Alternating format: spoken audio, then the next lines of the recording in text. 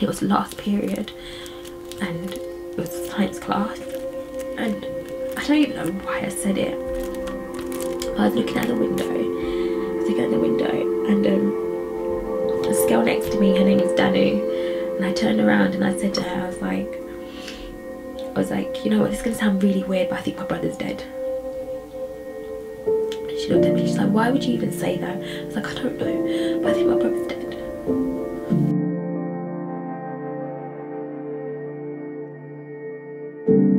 We got to the corner of Clements Road, and my auntie had shouted for my dad. I saw my dad run down, and then he just grabbed me by the shoulders. It was just, I mean, it was only a few doors away from my house. And then as we was walking, he was just like, Celeste, we need to tell you that like your brother died, like Dean's died. But as I was walking, I just burst out into tears, and I was like, well, we were supposed to go see Harry Potter. He said he couldn't take me to see Harry Potter. He promised to take me to see Harry Potter. And I was just crying, and then he was walking, and then the door opened, and then I can't even recall what I saw. It was just, my house was just full of people. It was just full of people crying. Just my house, like, just everyone was there. And I remember my mum like grabbing me, and then I could hear my grandmother saying, oh, the child's crying, and I didn't know what had happened. Everything just happened so quickly.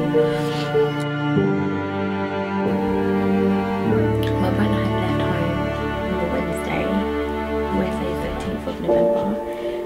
He left home in his car with the two people who were in my house.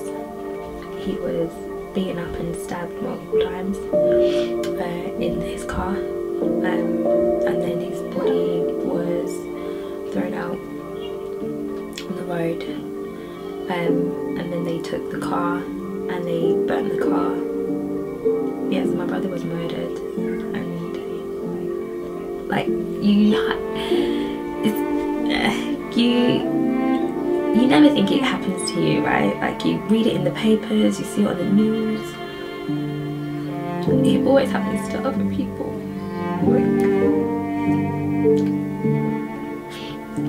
Like our family growing up was such a tight-knit family. Nothing bad ever happened to us. Like nothing bad ever happened to us. We're just such a joyous family. Like things like that doesn't happen to people like us. And then reality hit, like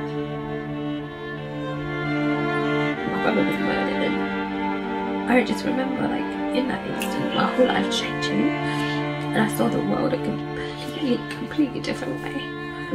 I saw the world in like a very dark place, very dark, evil, and I felt so hurt. Like I felt the day after, like I found out, I woke up and I was in the kitchen. I said to my dad, like, I felt like a piece of me is gone, but it was like a physical piece, like nothing I've ever felt before.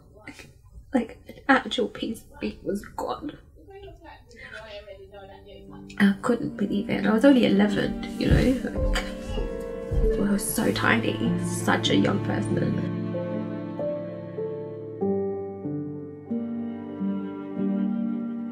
We put my brother to rest, but no, there was no justice done for him. You know, there was no, like, no one was sentenced. We didn't go to court, and that for me was so difficult because I was so young. I just couldn't understand why another human being would want to take the life of somebody else. Soon after my brother's death, and we were going through things, people were bringing over things that they had of his, and we were going through photographs, and then somebody handed from his church, somebody handed a video. We were like, oh, what is this? So we played the video, and it was the video of his baptism. And so we sat there, and we were like, oh, let's watch it.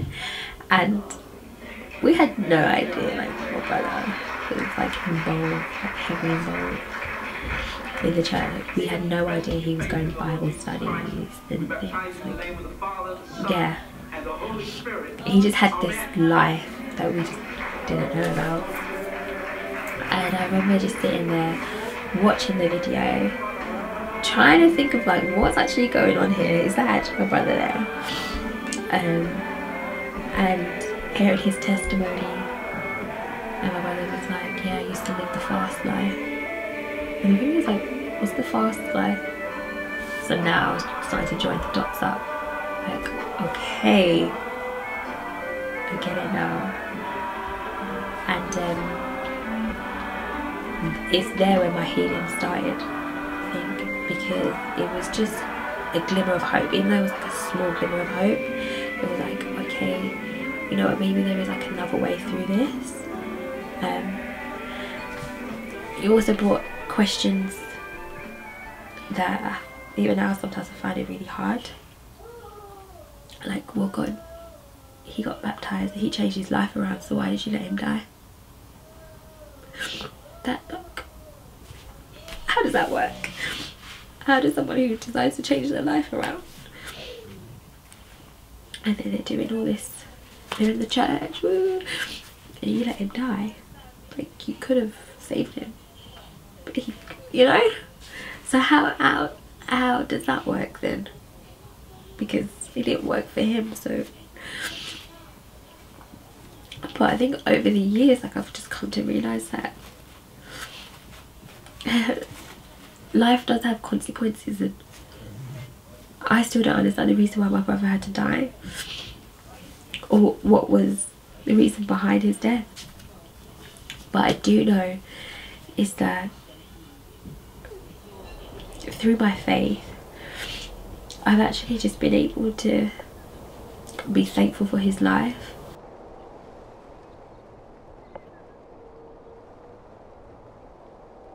I was about 12 years old and I was just writing some thoughts down, and then like I just like heard a voice saying, I believe like it's the Holy Spirit, like you need to forgive your brother's murderers.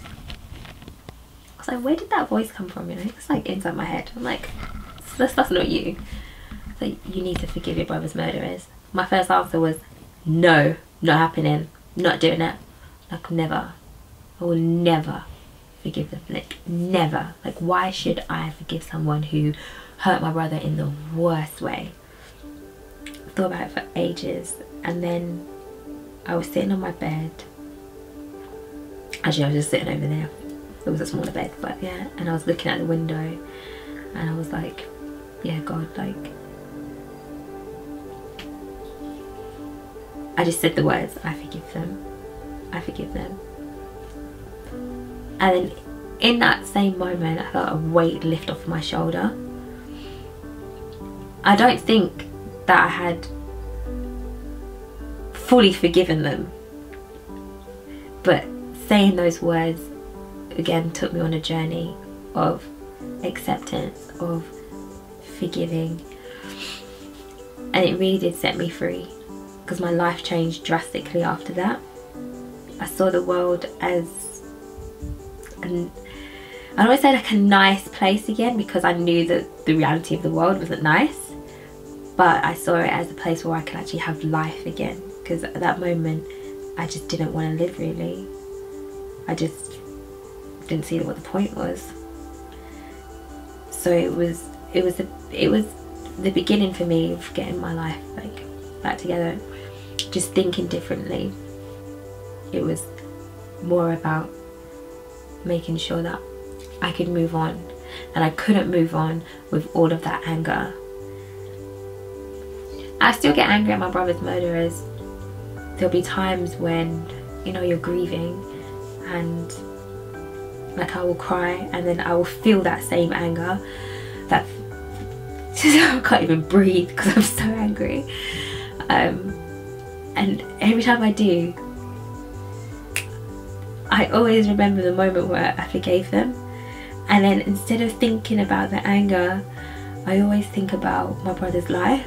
Like, it's so crazy. I could be so angry and then I just remember the moment, and then I'm like just thankful for my brother's life. That, I feel like it saved my life. I don't know who I would be if I hadn't made that decision.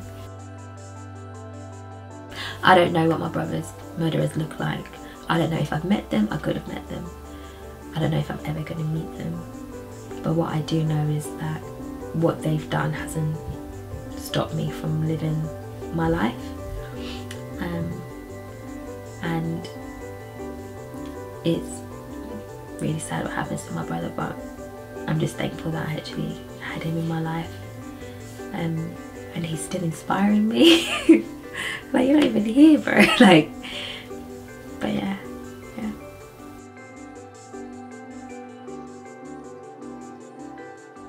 Be imitators of God. Therefore, as dearly loved children, and live a life of love, just as Christ loved us and gave himself up for us as a fragrant offering and sacrifice to God. My name is Dean Disco. What I did before I got Jesus was a life of fast lane, which lived a paper chase of theft, selling drugs, all kinds of things. And I'm just here today to pull that behind me and accept Jesus.